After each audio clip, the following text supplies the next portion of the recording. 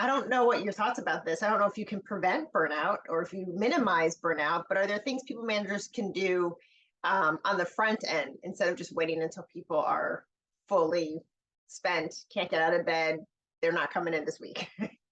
Well, and I should highlight the person. Elroy Smith was the general manager at the time, and I know for sure that there was a level of caring that came into that space on that day. But I also recognize that it's a practice. It takes time to cultivate that level of energy Mm, to attend to people. And it doesn't just show up. We have to be intentional about cultivating the same way that we need to be intentional about cultivating the places and spaces where we reside. Because think about it, Tonya. One thing that this pandemic and going into quarantine in 2020, I don't know how you were, but I had never been in a pandemic before. Most of us hadn't. nope. And unless we were around in 1918 during the Spanish flu, we were unfamiliar with what that would cost us, Yes. what that would Yes. look like, how we would have Yes. to adapt to it, Yes. how we would even have to accept it. For some of us who were in denial, Mhm, I happen to be mhm. one of them because I sent an email to many of my clients saying we're going to go do online therapy so we can continue for 2 weeks, and then we'll be Mhm, back in the office. Like mhm, that was my mhm, mindset when this mhm, was happening in real time. mhm. I never thought that the whole globe would change how we operate in the workplace, that we would be working from home with our families, that we would be going doing teletherapy for me, for many of you, the people within your practice, or health therapy, or Mhm, Zoom mhm. meetings, or birthday parties, or baby dedications, all these We milestones. had no And idea of we what had it would no be. clue, not a None. clue.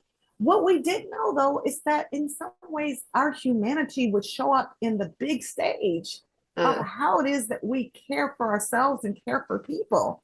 And there were lots and lots of lessons to learn from that experience. And we're still learning. We're learning that we didn't take good care of ourselves. mm. We're learning that we were overwhelmed and overscheduled. Many of us, like the essential workers, how many people have this reality, like that we're all essential workers in some capacity, right? It's not just doctors and therapists and bus drivers and the people that are cleaning our hotels and the school teachers and the firefighters and the police officers. Everybody was an essential worker at that time.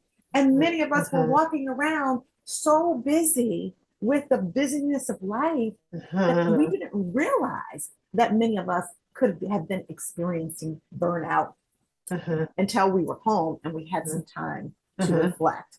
mhm, So, to your question about how do you prevent it, right? How, or is there a way to preempt it?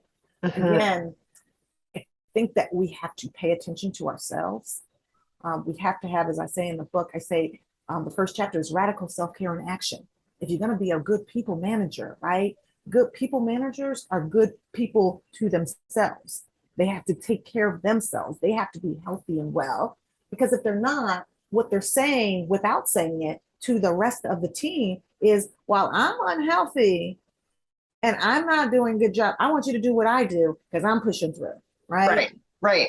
And so then that can send a sense of guilt in the environment because people feel like, well, I'm slacking. That person is doing all their work, but walking around not really expressing that they're really not feeling so well on the inside. Mhm, So, first and mhm. foremost, again, radical self care in action shows a model for what it looks like to take care of yourselves as you're emulating that for the rest of your team. And I'll say that modeling, I appreciate you starting there, not just this what you do for other people, but you do it for yourself, right? Because you are the leader, you are the people manager, and they're looking to you. And so I think some of the things I think of that people managers could do right away is make sure you're taking lunch breaks, make sure that you're eating, make sure that you're getting up and going to the restroom when you need to. Make sure that you leave work at the end of the day and that you're not firing off emails at 11 o'clock at night. Because those little things, seemingly little things, I think are really big actions that your team sees like, oh, they actually left because they were going to hang out with friends, or because they were going to go pick up their kid, or because it was the end of the day and they just left. Like those are really, I think, key markers of like, oh, I see them taking care of themselves and still getting the work done. So I should do that too. Right, exactly. But now here's the caveat to that. There can't be a huge disparity with regards to if that people manager or when they decide, okay, these markers are important, taking my lunch break, not just sitting at the computer and eating at the same time, leaving on time to take care of my family, prioritizing that I have a life outside of work. If they're doing that and they're sending a message that that is for me, but not for you, then there's a disparity. Very good point. And you're not modeling and emulating this for the rest of the team to actually take care of themselves. You're sending a message that somehow I'm worthy of this. I'm giving myself permission to take care of my self-care and wellness, but I'm not giving you permission to do that. So that really is the caveat, that it has to be across the board, because the healthier people are, the more motivated they are to do the work. Right?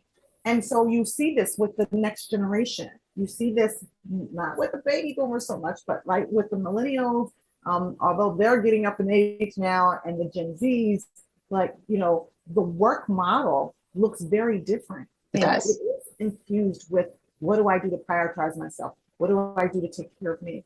How do I make sure that my life is balanced? Although balance can be very, very elusive. And that's why we have to keep making adjustments, right?